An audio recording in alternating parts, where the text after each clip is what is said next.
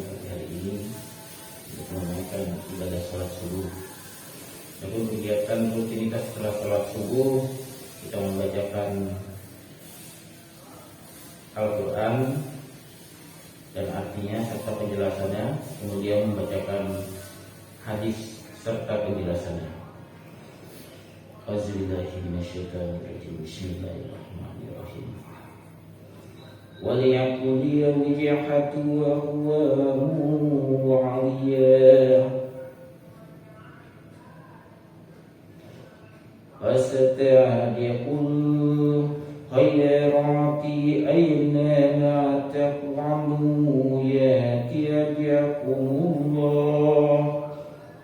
بِكُمُ اللَّهُ جَمِيعًا إِنَّ اللَّهَ عَلَى كُلِّ شَيْءٍ قَدِيرٌ. Yang artinya, dan bagi tiap-tiap umat ada kitabnya yang dia menghadap kepadanya, maka berlomba-lombalah kamu dalam berbuat kebaikan di mana saja kamu berada. Pasti Allah akan mengumpulkan kamu sekalian pada hari kiamat. Sesungguhnya Allah Maha Kuasa atas segala sesuatu.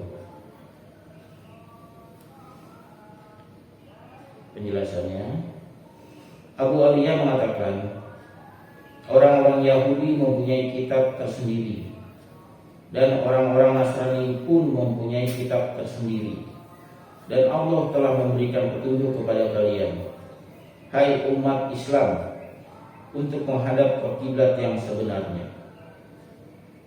Hal senada juga diriwayatkan dari Mujahid Atta Ad-Dahab, Rabi Anas dan Saudi dalam riwayat yang lain.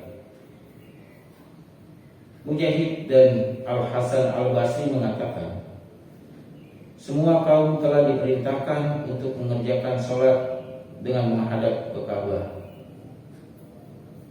Di sini Allah berfirman, di mana saja kamu berada, Allah pasti akan mengumpulkan kamu semua pada hari kiamat. Sesungguhnya Allah Maha Kuasa atas segala sesuatu. Artinya, Allah mampu mengumpulkan kalian dari tanah meskipun jasad kalian telah bercerai-berai. Demikian surat penjelasan dan pembacaan untuk surat Al-Baqarah ayat 148.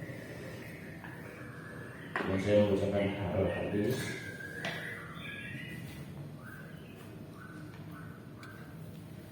Dari Umar berkata, saya mendengar Rasulullah bersabda.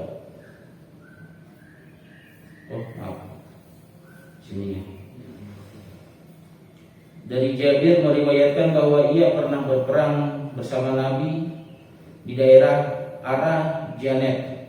Ketika Rasulullah SAW kembali, ia pun kembali pula beserta mereka. Kemudian mereka akan tidur siang dalam suatu lembah yang banyak pohon durinya. Rasulullah turun dan orang-orang pun berpencar untuk berteduh di bawah pohon. Rasulullah beristirahat di bawah pohon samurah. Kemudian beliau menggantungkan pedangnya di pohon tersebut, dan kami pun semua tidur. Tiba-tiba Rasulullah memanggil kita, dan di sisinya ada seorang Arab Badui.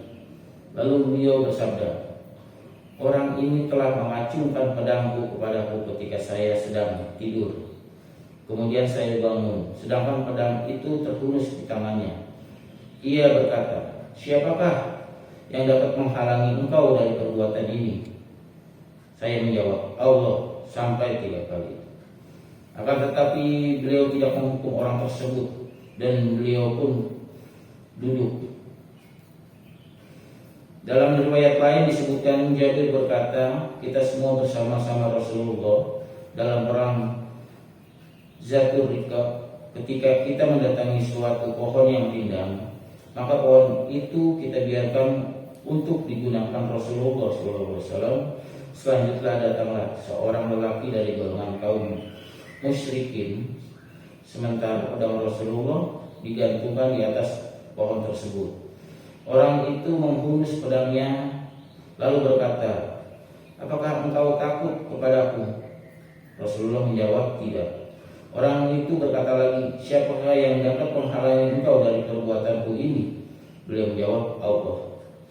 Dalam riwayat Abu Bakar Al-Ismi'in dalam kitab sahihnya, kemudian orang tersebut berkata, siapakah yang dapat menghalangi engkau dari perbuatan ini? Beliau menjawab, Allah. Kontan pedang tersebut pun jatuh dari tangannya. Selanjutnya pedang itu diambil Rasulullah SAW. Lalu beliau bersabda, siapakah yang dapat menghalangi engkau dari perbuatanku ini? Orang tersebut berkata, jadilah engkau sebaik-baiknya orang yang dimintai perlindungan. Rasulullah pun bersabda, bersediakah engkau bersaksi bahwa tiada sesembahan yang berhak disembah selain Allah, dan bahwa saya ini adalah utusan Allah? Ia menjawab, aku tidak mau.